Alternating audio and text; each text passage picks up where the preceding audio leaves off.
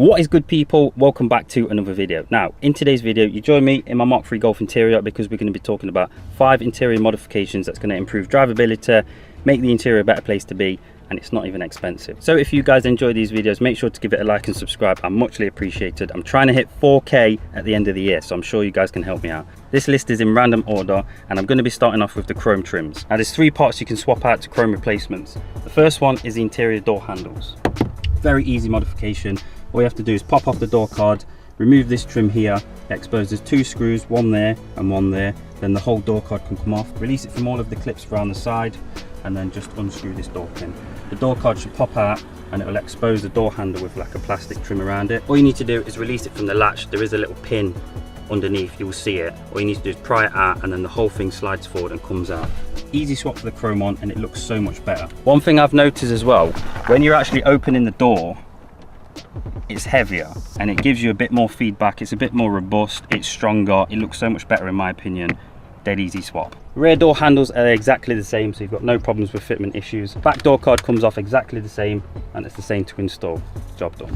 Now, these chrome mods are going to be a little bit different depending if you've got a 3 or a 5 door. If you've got a 5 door, you're going to need 2 sets. If you've got a 3 door, obviously you only need 1 set, because convertibles only came in 2 doors, so you're only going to be able to get your hands on 2 per car that you get them from. Now, the next chrome trim, the door strikers. As you can see, this is the OEM one, and if you put them up to each other, this one looks extremely faded, tired and old.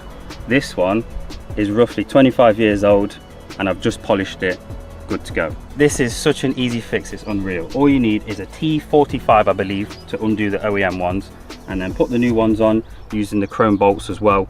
I believe it's an M10. Now, if you have a 5-door car, you're going to need 5 sets. I'm only speaking for the estates because I'm not sure what the rear latch is like on the hatchback. So if we just show you now, on the estates, all 5 latches are exactly the same. So you just need 5 of the same one. The rear isn't different or anything like that.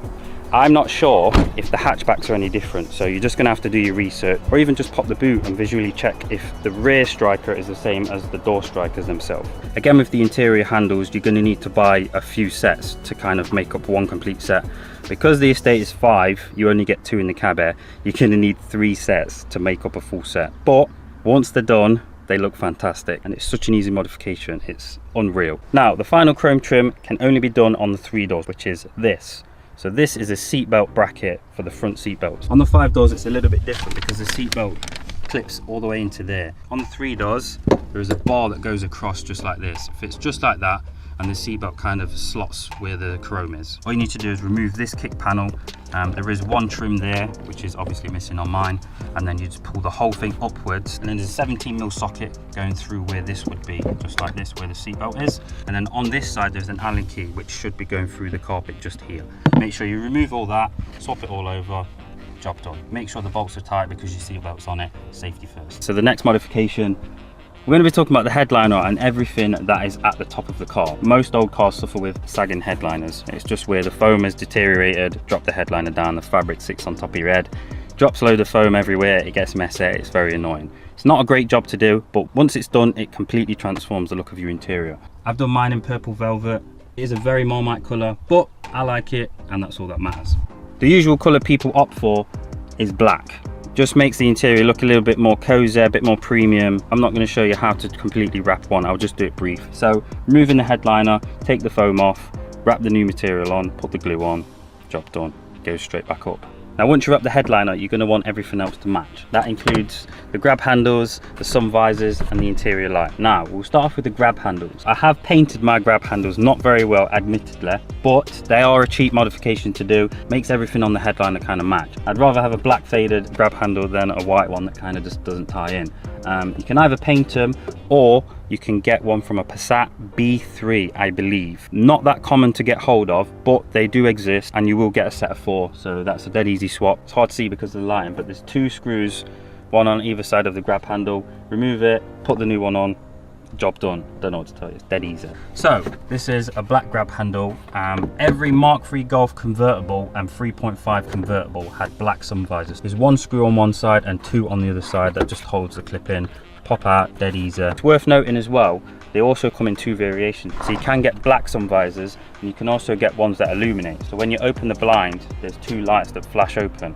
You will need the wiring loom, and I'm not sure if it's a select amount of 3.5 convertibles. You are going to need the loom, which runs down this side, down this pillar, and just connects where the pillar ends. So it's an easy swap, easy to take out, job done. Now, the most expensive interior piece you're going to come across is the interior light. Now, these do come in black, but they're very, very expensive and quite rare. If, like me, you want to cheap out a little bit, you can either paint it or you can dye it. There is a few guides going around on Facebook and YouTube, and you can't tell the difference between a dyed one and an OEM factory one. Factory ones go for about £100 plus, and the dyed ones go for about 50 quid plus. So I know which one I'd rather do, and I couldn't care less if it was a real black one or not, because I hardly ever see the thing. But it just kind of sets all the interior up, and that is pretty much everything on the headliner. All done, everything's paint matched and looks pristine. So the next modification we're going to be talking about is the steering wheel. It is the most important component on the car. You touch this all the time, and upgrading it will make your life a ton different. All non-leather Mark III Golf steering wheels all suffered from the same problem, and if you've got one yourself, try it. It's just the most ridiculous thing. You can literally grab the steering wheel and twist it all the way over. It just needs to go. So this steering wheel, although it is faded, I am going to be retrimming this soon. This is a colour concept steering wheel. It is leather, so it's very tight, it's nice and strong. It doesn't twist over like the other ones do, and it just makes so much difference. You don't actually understand. It didn't cost me a lot at all, and you can get VR6 steering wheels. They bolt straight in and just makes your life so much easier. If you did want to go aftermarket, you are going to need the Boss that adapts the wheel to fit onto the Mark III Golf column. Obviously, if your car does have an airbag, it's going to have the airbag light on. It is not road legal, it is not going to pass its MOT, and you will get pulled if they notice it, and you will get told off. So I'm not encouraging it, but if you was to do it, it's an old car, you do what you want to do. Aftermarket or OEM steering wheels look good on these cars in my opinion. It just depends on the look you want to go for. Nice retro wooden steering wheel doesn't go amiss, but like most Volkswagen parts, they do catch a premium. Now, changing the steering wheel on the Mark III is very easy. All you need to do is remove this bolt, and there's one on the other side. What I tend to do is disconnect the battery first, because you don't want to be messing about with airbags when there's still power going to it. Turn the steering wheel to the side just like that. It allows the bolts to be easily accessible. Undo the top and bottom one, bring it back to straight, remove the steering wheel, remove the connector that the airbag is attached to, and then there's a 24mm nut in the middle. Undo that, and the whole thing, if you give it a good rock, should eventually free off. Now, you don't need to make any marks or notches where the steering wheel used to be. They only fit in one place. There's a notch just above where the bolt sits. Very easy swap, very cheap modification, very big difference. Highly recommend it. So the next modification I'm going to be talking about, Recaro seats. I don't know every single trim of Mark III they came off, but they came in colour concepts, and I believe there was optional extras in VR6s and GTIs. If I am wrong, correct me in the comments down below. These seats were originally black colour concept seats, and as you can tell, they have been retrimmed. They are not standard seats. I've done these myself. If anybody wants something like this, do hit me up. I can sort you out. This is hands down one of the easiest seats you'll ever remove in your life. You don't even need to be mechanically minded. So coming to the front of the seat, as you can see, there is a clip here. You just pinch it, pop it out, move it to the back of the seat.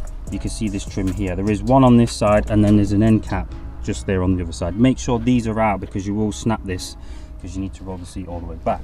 Once you've done that, sit in the seat, pull the lever up and push all the way back. You'll feel the seat drop down, remove the seat. Very easy swap. Recaros, the standard seats, the GTI seats all come out and go in the exact same. Very easy to do. If you are removing the leather seats yourself, make sure that you disconnect the heated seat wiring loom, because every single leather seat has heated seats. I would also recommend swapping over the heated seat wiring loom while you're there, because it isn't a difficult thing. I have actually done a tutorial as well if you want to go back and have a look. All you need is the wiring loom and the switch just there. Now, the final interior mod is this gear knob itself. So this one looks very similar to the Anniversary, and that is because this is a replica one. It's very easy to tell. This is metal, the Anniversary ones are made of leather. The reason why I prefer this one is because these are so much cheaper and look the exact same. And then I added my own little touch, put my logo at the top, made a little custom logo, and I think it looks so much better. Also did the gear knob gaiter to match the seats, door cards. Just kind of ties in really well. You can get pre-stitched gaiters online on eBay, plain black ones, maybe with red stitching or anything like that to tie it in, and it just makes switching gears so much better. On top of that, you've got your new steering wheel, your new gear knob, chrome door handles, chrome strikers, you've got your freshly trimmed headliner, black handles, black sun visors, a black interior trim. Now your car is so much better to sit in and drive in. I've got to say, once I did all these modifications, it completely transformed the car, and it even helped that I lowered it and put a VR6 splitter on at the same time. I guarantee you guys, if you do all these modifications all at once, you will absolutely fall in love with your car even more than you did so. It just makes the driving experience so much better. The interior is a nicer place to be. People want to sit in your car. So I know this has been strictly interior, but if you guys want tutorials on the exterior of the vehicle, lowering it, suspension, wheels, anything like that, do put it in the comments down below. As always, people, make sure to give this video a like and subscribe for more content. I'm trying to get to 4K by the end of the year. Much appreciated. Thank you so much. We will see you next Sunday for another video. Peace.